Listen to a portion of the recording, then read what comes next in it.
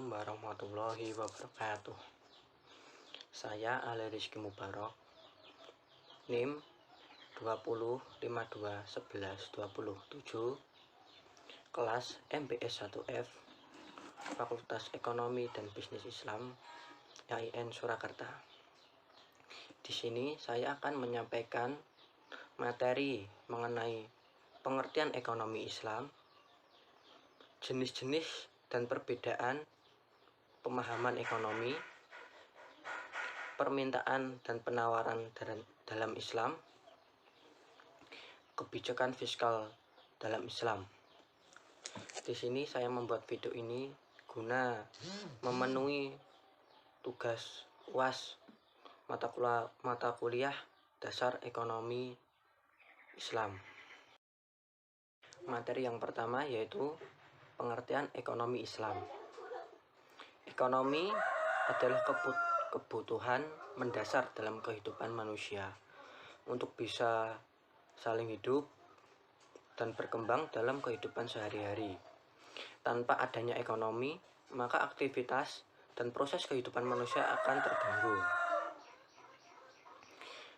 Ekonomi Islam yaitu suatu ilmu pengetahuan sosial yang di dalamnya mempelajari tentang masalah-masalah ekonomi masyarakat yang berbasis Islam dan didasari oleh 4 pengetahuan, yaitu Al-Quran, As-Sunnah, Ijma', dan Qiyas. Maka dari itu, masyarakat akan dikendalikan bagaimana cara memenuhi kebutuhan dan menggunakannya sesuai dengan ajaran Islam. Islam adalah salah satu agama yang mengajari manusia untuk melakukan kebaikan dan berbuat adil. Prinsip inilah yang diterapkan Islam dalam ekonomi. Islam juga mengatur tentang ekonomi. Di antaranya kewajiban zakat, infak, dan sedekah, larangan berjudi dan mengundi nasib dengan panah, membayar pajak, dan lain sebagainya. Ekonomi Islam bertujuan agar dapat terpenuhinya semua kebutuhan manusia, bukan hanya satu orang, melainkan semua umat manusia di muka bumi ini. Agar mencapai kesejahteraan sosial, norma-norma seperti ini sangat berkaitan dengan tanggung jawab manusia terhadap Allah Subhanahu wa Ta'ala. Maka dari itu, umat manusia dianjurkan untuk jujur dengan sesama dan saling menjaga sehingga terciptanya keadilan dalam umat manusia. Dalam hal ini, posisi Islam dalam ekonomi yaitu untuk memenuhi kebutuhan dasar anggota masyarakat, dan masyarakat tidak boleh berlebih-lebih atau pemborosan baik individu maupun masyarakat, karena dilarang oleh Islam. Islam juga memberikan jaminan sosial yang didasarkan pada 2 basis doktrin ekonomi Islam. Yang pertama yaitu wajibnya timbal balik masyarakat, dan yang kedua yaitu hak manusia terhadap sumber daya yang meliputi kekayaan yang dikuasai negara. Negara memiliki fungsi dalam mengaplikasikan prinsip kewajiban timbal balik dengan cara mengatur warganya supaya mematuhi hukum-hukum yang sudah diatur oleh Islam, sehingga terciptanya kesejahteraan bagi umat manusia.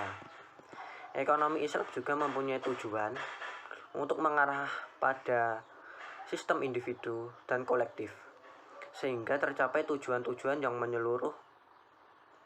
Tujuan tersebut diantaranya yaitu yang pertama, menyediakan dan menciptakan peluang bagi semua orang dalam kegiatan-kegiatan ekonomi.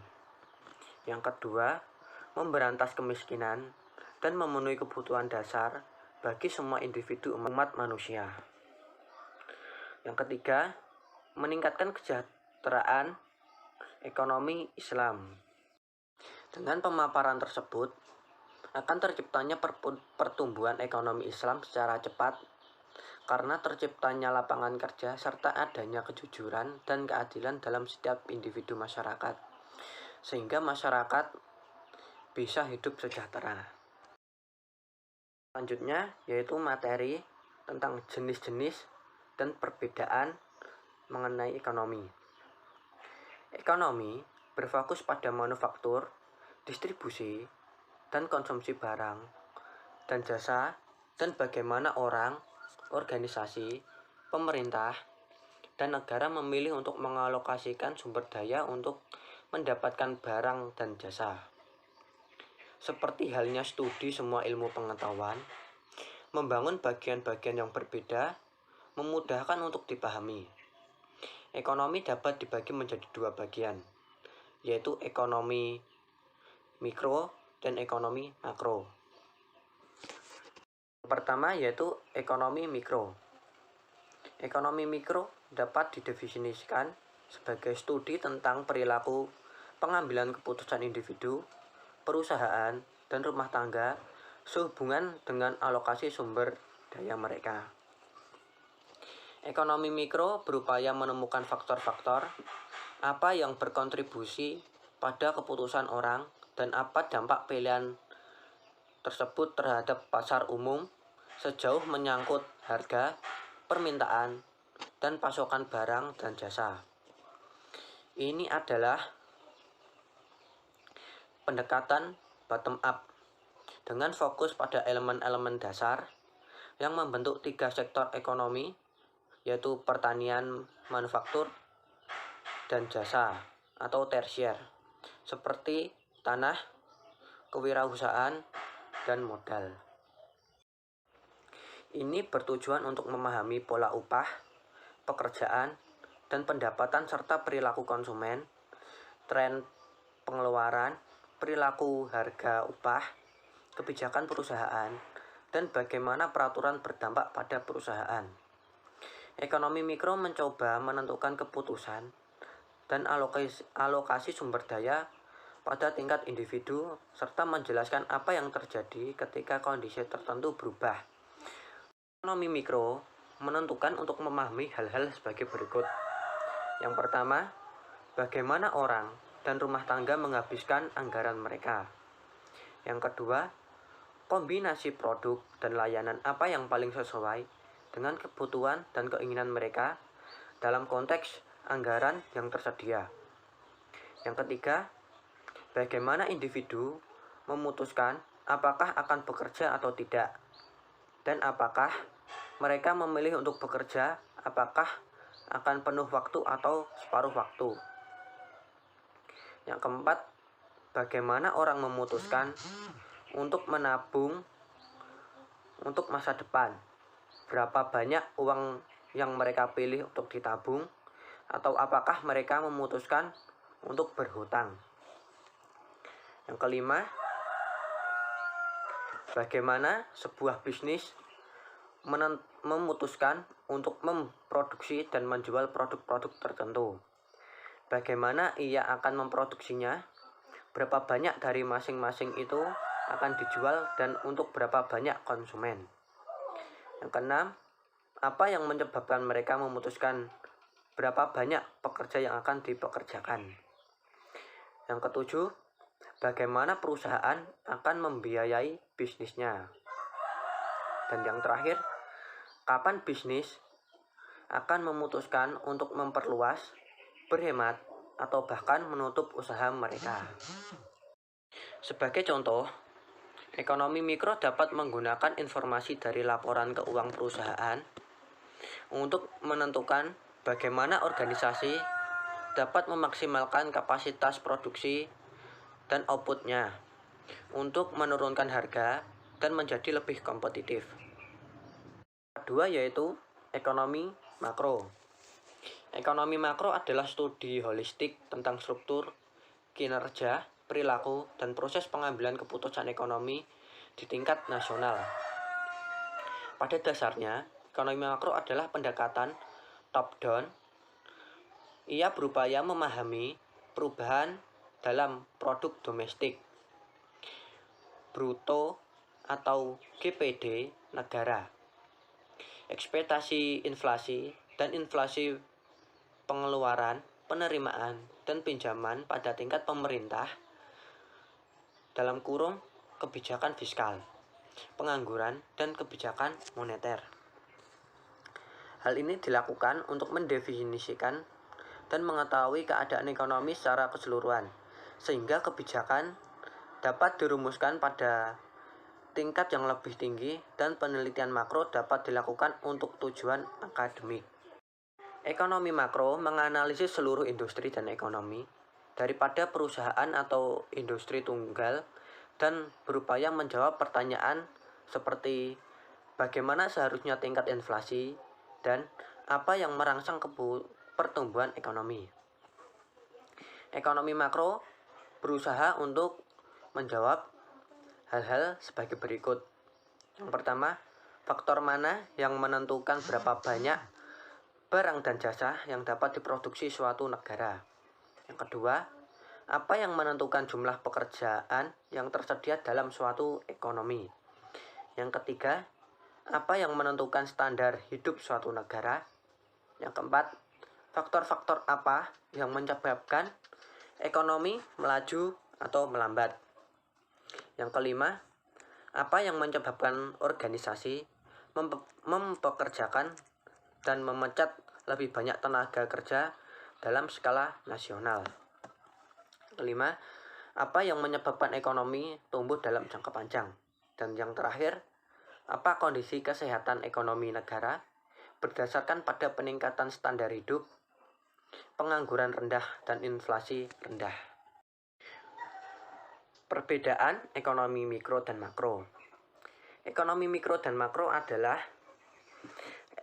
mengeksplorasikan elemen yang sama tetapi dari sudut pandang yang berbeda.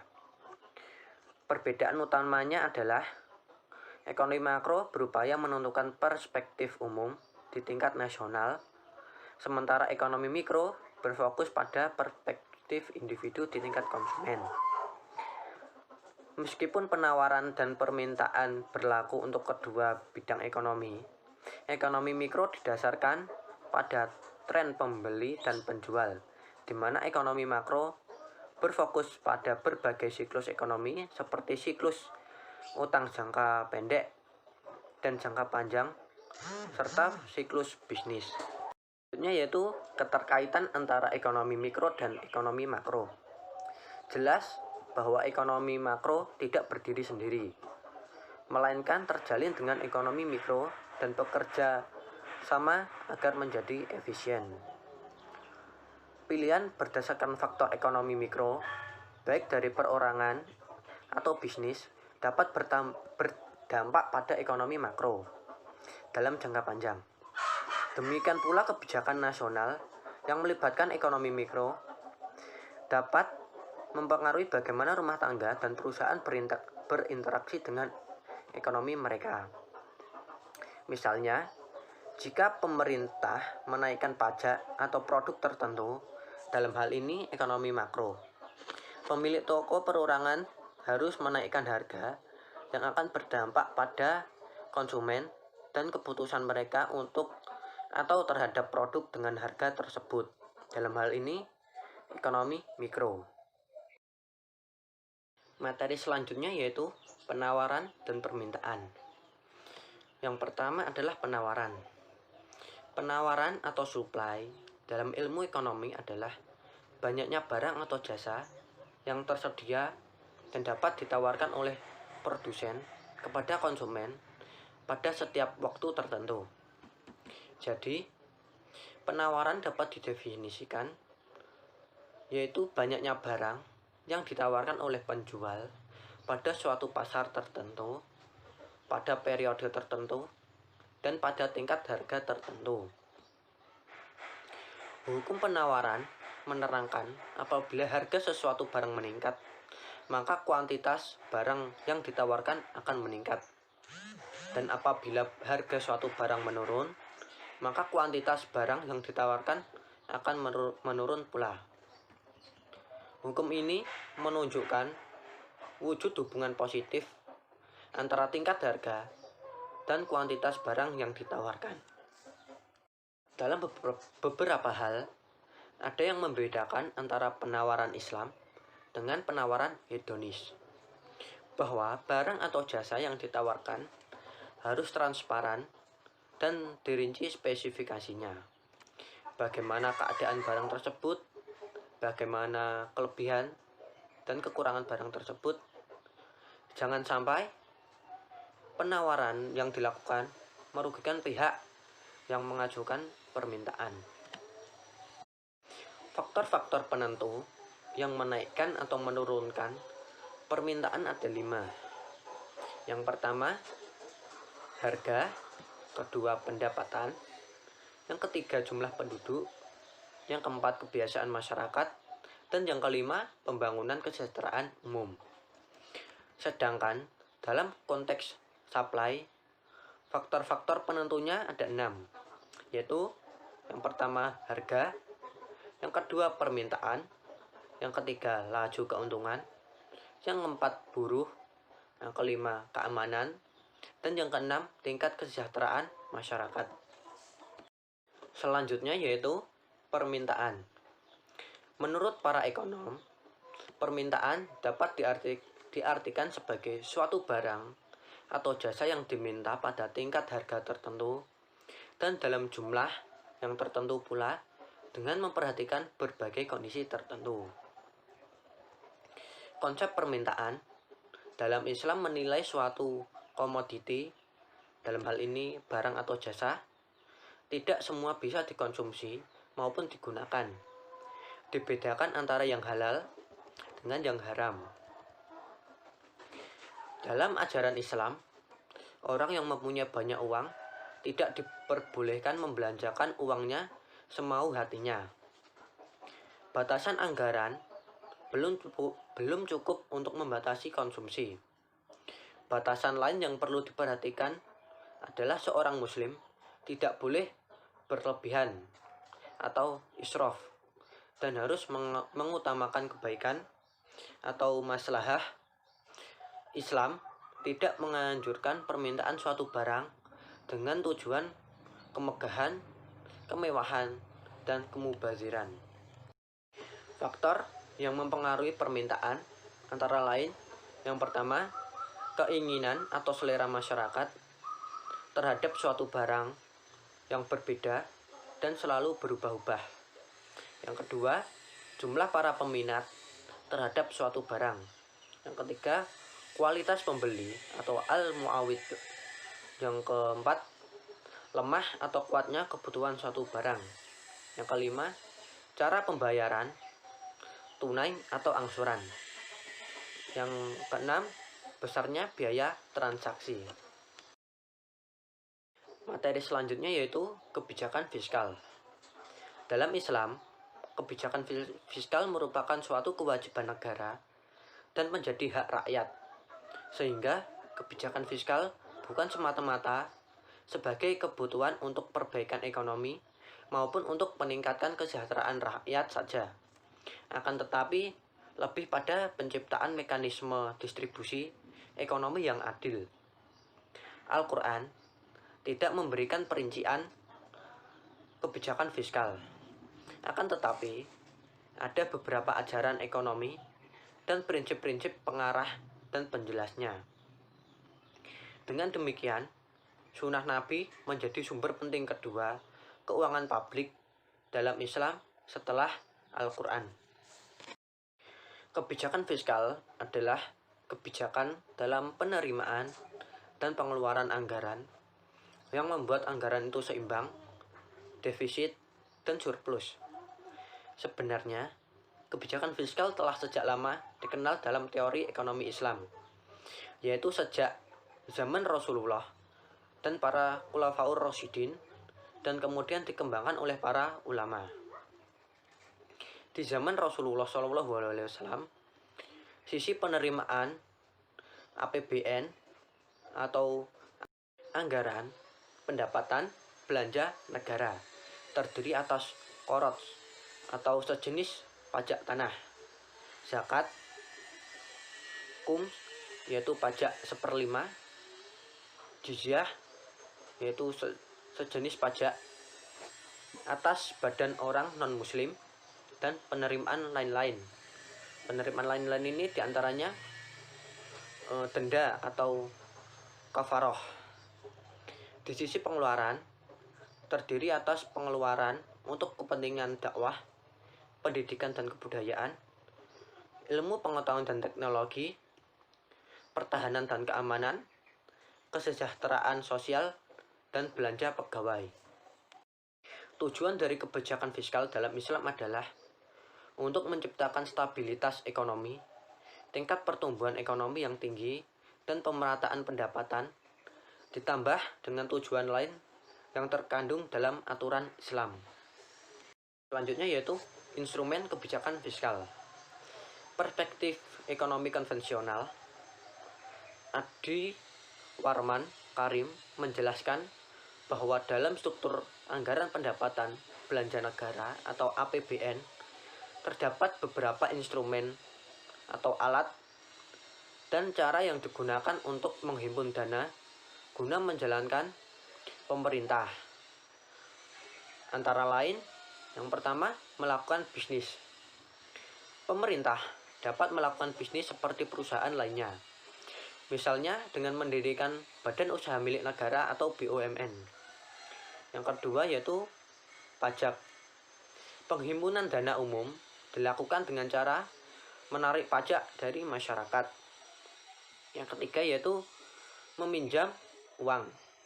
Pemerintah dapat meminjam uang dari masyarakat atau sumber-sumber yang lainnya dengan syarat harus dikembalikan di kemudian harinya.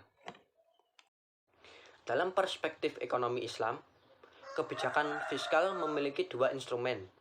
Yang pertama yaitu kebijakan pendapatan yang tercermin dalam kebijakan pajak. Dan yang kedua, kebijakan belanja atau pengeluaran.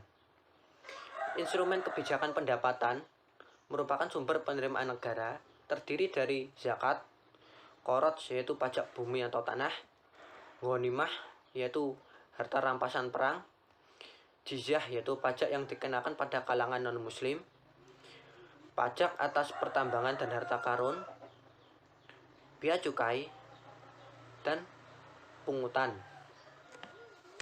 Jika diklasifikasikan, maka sumber penerimaan negara atau pendapatan negara ada yang bersifat rutin seperti zakat, korot, usur atau cukai, infak, sedekah, serta pajak jika diperlukan.